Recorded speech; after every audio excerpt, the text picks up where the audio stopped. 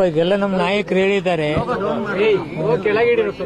ನಮ್ಮ ನಾಯಕರೆಲ್ಲ ಹೇಳಿದ್ದಾರೆ. ಮತ್ತೇನ್ರ ಇದ್ರೆ ಕೇಳಿ.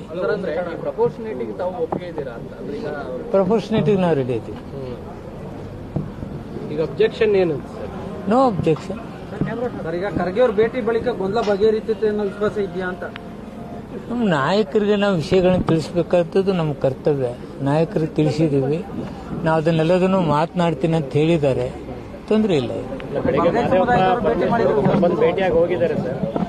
ಭೇಟಿ ಆಗಬೇಕಲ್ಲ, ನಾಯಕರು ಭೇಟಿ ಆಗ್ಲಾರ್ದೆ ಏನು ಮಾಡೋಕ್ಕಾಗತ್ತೆ? ಎಲ್ಲರೂ ಭೇಟಿ ಆಗ್ತೀವಿ. ಕ್ಯಾಬಿನೆಟ್ ಮುಗಿದ್ಮೇಲೆ ಮತ್ತೆ ಮಲ್ಲಿಕಾರ್ಜುನ ಖರ್ಗೆ ವಿಷಯ ಹೇಳ್ತಾರಂತ ಅವಶ್ಯಕತೆ ಏನು ಸರ್? ನೀವೆಲ್ಲ ಕ್ಯಾಬಿನೆಟ್ ಬಗೆಹರಿಸ್ಕೊಂಡಿದ್ರಿ, ನೀವು ಪ್ರಪೋಸಲ್ ಓಕೆ ಮಾಡ್ಕೊಂಡಿದ್ರಿ, ಮತ್ತೆ ಗೊಂದಲ ಮಾಡ್ಕೊಂಡು ಪತ್ರಿಕಾಗೋಷ್ಠಿ ಮಾಡ್ಕೊಂಡು ಎಲ್ಲರೂ ಭೇಟಿ ಮಾಡ್ತೀರಿ ಅಂತಕ್ಕೆ?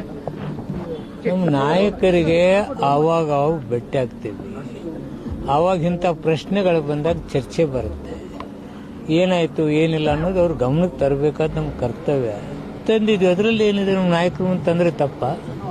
ಏನು ತಪ್ಪಲ್ಲ. ಸಮಸ್ಯೆ ಆಗಲ್ಲ.